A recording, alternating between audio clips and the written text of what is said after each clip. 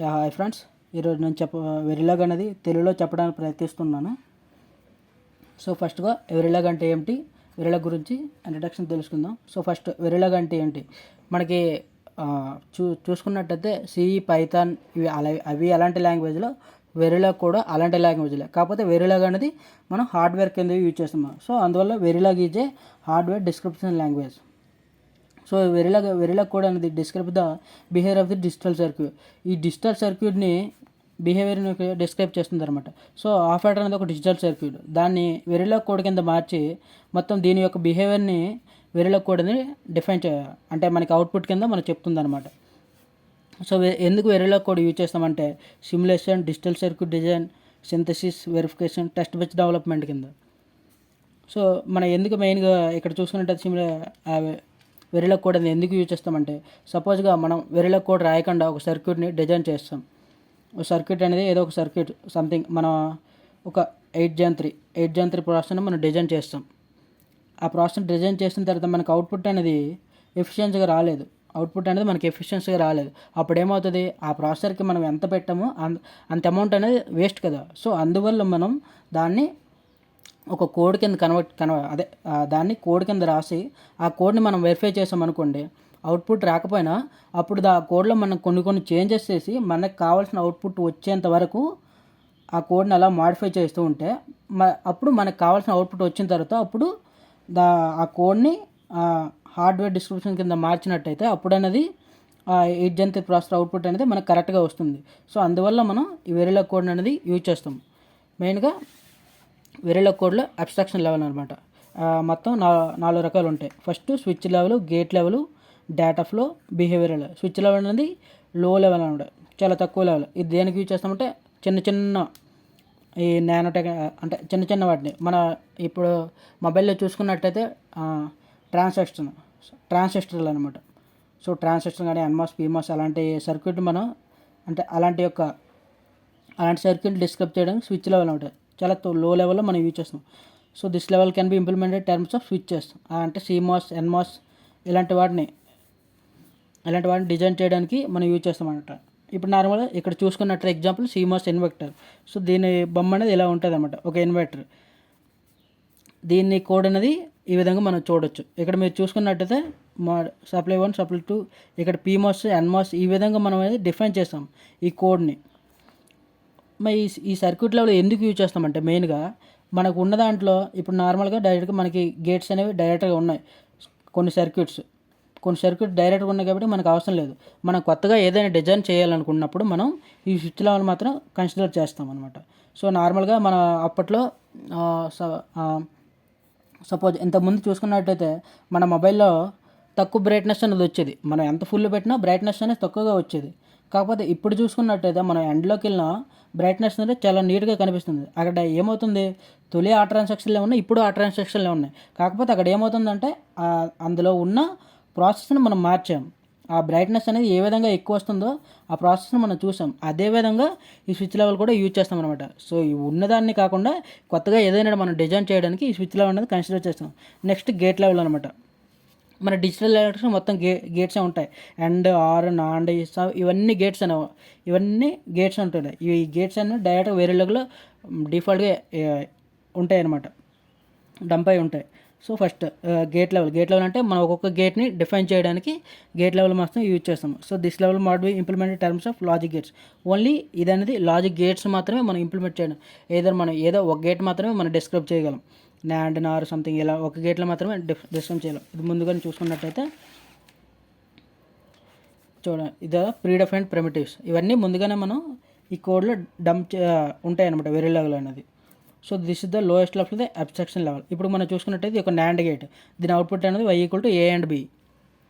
డైరెక్ట్గా ప్రీడిఫైన్డ్ అనమాట ఈ నాండ్ అనేది.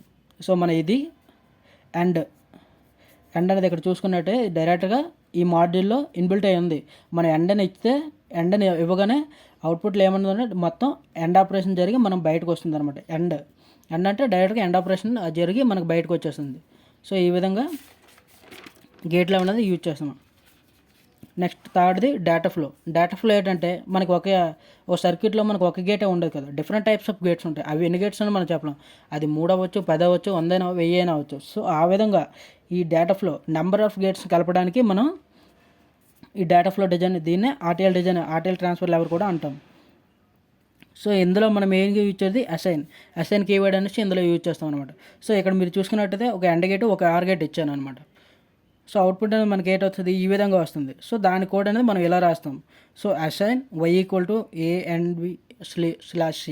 ఈ విధంగా మనం చూసినట్టయితే ఒక రెండు గేట్లు కలిపి మనం ఇలాంటి 2 గేట్లు కాకపోతే 100 గేట్స్ అయినా మనం రాయొచ్చు కదా. దాన్నే మనం డేటా ఫ్లో కింద మనం రాయగలం.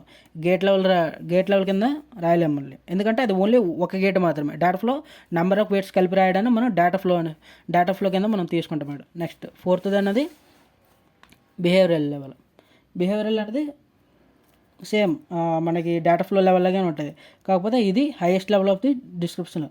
ఇదే highest level of the design description. ఇందులో మన task, functions, blocks can be used. Initial and always block can be use. So ఇది ముందుగానే మీకు ముందుగానే వస్తాయి ఇనిషియల్ అండ్ ఆల్వేస్ బ్లాక్లు. ఇవంటే ఏమంటే ఇది అనేది ఒక మక్స్ అనమాట. మక్స్ 2:1 దాని యొక్క టేబుల్, దాని యొక్క కోడ్ అనేది. ఇక్కడ మీరు చూసుకున్నట్టయితే మాడ్యూల్ డిక్లరేషన్, అందులో పోర్ట్ డిక్లరేషన్ చేసాం, ఇన్పుట్ అవుట్ చేసాం, ఆల్వేజ్ @ పెట్టాం. Always @ A, B, selection means ఇది సెలెక్షన్ ఆర్ స్టార్ ఎందుకు పెట్టుకో, డైరెక్ట్గా ఈ ఇన్పుట్స్ అనేవి డైరెక్ట్ స్టార్ పెట్టుకుంటే మనకి ఇన్పుట్స్ అనేవి డైరెక్ట్గా ఇన్బిల్ట్ అయ్యి డిక్లేర్ అవుతాయి. లేదా మనం ఇన్పుట్వి లేదా సెలక్షన్ లైన్ మొత్తం ఇలా బ్రాకెట్లో పెట్టుకున్నాం. మన దేన్ని ప్రిఫర్ చేస్తాం, డైరెక్ట్గా మీరు స్టార్ని ప్రిఫర్ చేయండి. అప్పుడు అవుట్పుట్ అనేది మనకి చేంజెస్ అనేది ఈజీగా వస్తుంది. ఇక్కడ మీరు చూసుకున్నట్టయితే ఇఫ్ సెలక్షన్ 0 అయింది అనుకోండి, అవుట్పుట్ మనకి ఏది వస్తుంది, y = a వస్తుంది, లేదా y = b వస్తుంది. సో దానికి ఈ విధంగా కోడ్ రాస్తాం అన్నమాట. ఇది కూడా సేమ్ డేటా ఫ్లోలో రాయొచ్చు, కాకపోతే ఇందులో మనం కోడ్ అనేది ఈజీగా రాయొచ్చు అనమాట. Next language concept. Concurrency, structure, procedure systems. Concurrence అంటే మనకి సపోజ్ రెండు బ్లాకులు ఉన్నాయి. ఈ బ్లాకుల యొక్క 2 అవుట్పుట్లు మనకు ఒకేసారి కావాలి. సో ఇక్కడ మీరు చూసుకున్నట్టయితే నాకు ఒక 10,000 అప్పు ఉంది. అది నేను ఒకడికి ఇవ్వాలి. ఒకడికి ఇచ్చినప్పుడు వాడికి ఎంత, సో ఈడొక 5,000, మా ఫ్రెండ్ ఒక 5,000 ఇస్తున్నాడు, ఇంకో ఫ్రెండ్ 5,000 ఇస్తున్నాడు.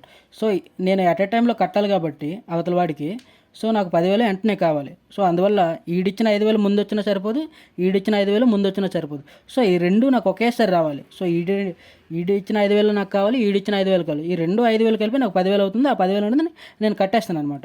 సో అందువల్ల ఇక్కడ చూసుకున్నట్టయితే ఈ 2 కన్కరెంట్గా ఇచ్చినప్పుడు మనకు అవుట్పుట్ అనేది వస్తుంది. సో ఇది కన్కరెన్స్. స్ట్రక్చర్ అంటే